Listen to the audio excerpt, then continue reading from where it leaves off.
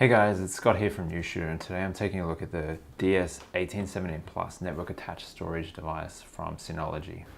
So storage and backup isn't the sexiest of topics. It's not as exciting as cameras and lenses and that kind of stuff, but it is very, very important. You know, we're investing a lot of money in creating content. We really need to make sure that we invest and back up this kind of stuff properly. So backup means a lot of different things to a lot of different people.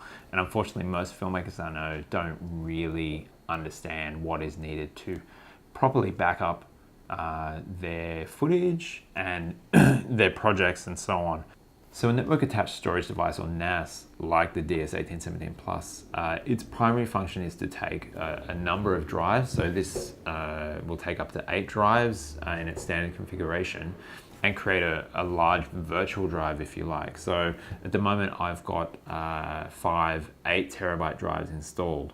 So 5 8 is 40, so there's 40 terabytes of raw data that I can use. I've chosen a RAID 6 array, which gives me two individual points of hardware failure. So I can have 2 drives go down simultaneously and my data will still be protected. There is a cost overhead in that. In any RAID 6 array, 2 of your drives will be used purely as your insurance policy, I guess. But the good thing there is obviously you have the 2 points of failure, but you can, as much as you scale that array, you know, I've made that investment up front. I've got 2 of my 5 drives are being used for parity. Now any additional drive I add, if I get another 8-terabyte drive and install it, I've got that full 8 terabytes to use. So in my case, I've got around 18 terabytes of data that I need backed up from various projects that I have at the moment. Yes, unfortunately, they're on various USB and Firewire Thunderbolt drives kind of in a box, which is not the ideal scenario. They're not backed up properly. You know, if a hard drive goes down, I'm stuck. If I have a fire, I'm stuck. If I lose them, I'm stuck. While a network attached storage device like this isn't going to solve the fire or theft issue, it is going to protect you against hardware failure. So I mentioned I chose RAID 6 for this array setup. You may have heard of RAID 5. Up until recently, that was probably the most popular redundancy array. The problem you have there is that nowadays hard drives themselves and the amount of data that we use are so large that that one point of failure really isn't enough. So if you do have a drive go down, you know, straight away the system notifies you, you drive down the shops, get a drive, whack it in. The data is not immediately available. You know, the array, the system itself needs to rebuild that array. So it'll check the drives that are good and work out what data is missing, and then that's how you get your data back. Given the size of drives and data nowadays, that process is not fast. It's, you know, it could take days, it could take a week, it could take more. If you have another failure on one of those other drives during that time, all your data's gone. So what RAID 6 gives you is that second point of failure. So if while that array is being rebuilt, one of those other drives goes down, same deal again. Go down the shops, get another drive, whack it in, and you're fine. So the 1817 Plus itself is pretty straightforward. It's quite a compact unit for 8 drives. It comes with your quick start manual, a set of keys so you can lock the drive doors. You also get the power cord and then 2 RJ45 Cat6 cables. So it's absolutely possible to build your own NAS. It's something that I've done before, and I have a smaller capacity NAS running. They're not necessarily that more affordable, but it's possibly that you can configure it the way you want. But with something like the DS1817 Plus, it is so user-friendly, so straightforward, and so easy to get up and running that it's a bit of a no-brainer. Installing the drives is really straightforward. You simply open the drive bay at the front, unclick it, take the drive bay out, and then they have these cool tabs that save you. So it's a completely screwless design. Take the tabs out, pop the drive in, put the tabs back in.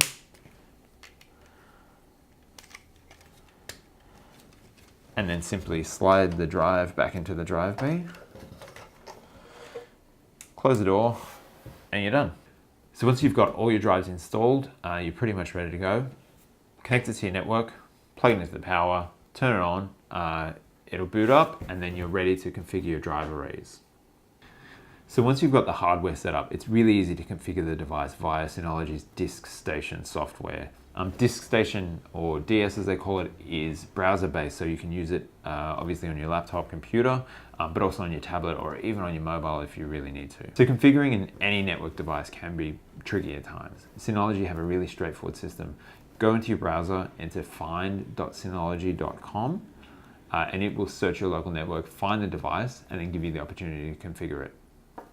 So the DiskStation software, all the core functionality is there, and then Synology have a lot of, I guess, smaller modules that you can download that give you different functionality. So if you want to do video streaming, if you want to host your own kind of cloud service, if you want to run something like Plex or anything like that, they have individual modules that you can download and install onto your system to let you do that. So there's no one button hardware copy on the DS1817. So when you're offloading your data initially, I had 10, 15 USB drives. You go through the steps, connect each drive to either the USB port at the front, or you've got 4 ports at the back, 2 eSATA as well. So if your hard drive supports that, you'll get a bit higher bandwidth. They're all USB 3 though, so it's relatively fast. But there's no, as I said, there's no single button press. So you'll need to connect your drive and then go into your DiskStation software, where you can use the USB copy module to set up a task to copy the data across. So when you're choosing an NAS, you want to consider the scalability of the system. How is it going to grow for your requirements in 3, 4, 5 years? With the amount that you're shooting, okay, are you going to be shooting, within 3 years, are we going to be shooting 6K? That's a lot of data. So I'd highly recommend that you invest in something that can be scaled. So as I mentioned, the DS1817 Plus, I filled up 5 drives, 5 8TB drives in there. So that gives me an additional 3 that I can grow. So 3 8's 24, so I can go to 48 terabytes in this system alone. And then Synology also offer the expansion arrays. So it's slightly smaller than this, and I think they're a 5 bay. So that'll give me the opportunity to put an extra 3, 5, so another 8 8TB drives in here. And because I've already used those 2 redundancy drives, I'll be able to use all that data. So the DS1817 Plus features a quad-core 2.4 GHz processor. You can get it in either 2 GB or 8 GB RAM configuration, but either version can be upgraded to 16 GB. You've also got 4 Ethernet ports on the back. What that allows you to do is aggregate those links and load balance across all 4. So if you have capacity on your network to connect those 4 ports, I highly recommend doing so. So one of the big selling points for Synology on the DS1817 Plus is that it can be updated to 10 gigabit Ethernet. That's not going to be for all of us. Obviously, if you do update that, you need to have the infrastructure, the router. Your system also needs to have, whether it's a 10 gigabit Ethernet card, if your system can support that, or let's say it's a USB-C Thunderbolt to 10 gigabit Ethernet adapter. You need to think about all those things as well. If you are in a position where you can create that 10 gigabit Ethernet environment, you'll obviously enjoy far faster speeds to access, particularly if you're doing video work. And potentially you could do real-time video editing on a 10 gigabit Ethernet network.